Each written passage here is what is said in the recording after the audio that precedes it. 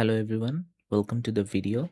Today I'm going to show you how to get the PS button layout in RDR2 on PC while using a PS5 DualSense controller.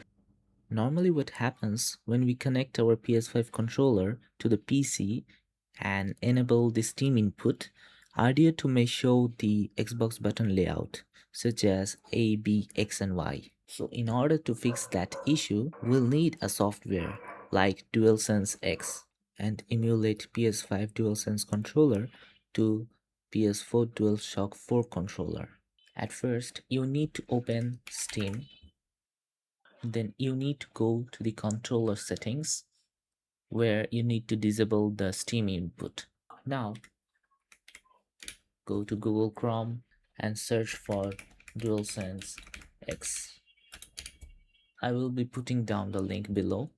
And after the installation, they will probably tell you to install a driver, and after installing that, you gotta open the software. And here from the controller status, you need to choose the DualShock 4 from the controller emulation. You can connect your DualSense controller using USB or through Bluetooth. Now you gotta open the RDR2 and wait for a few minutes.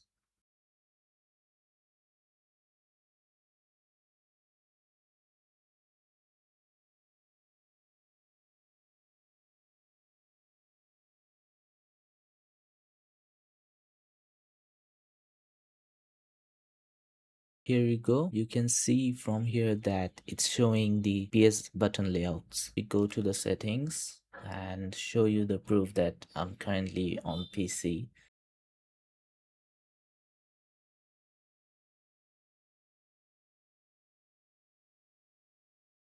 As you can see here that it's detecting the PS4 controller, and here you can see that it's showing the PS controller layout.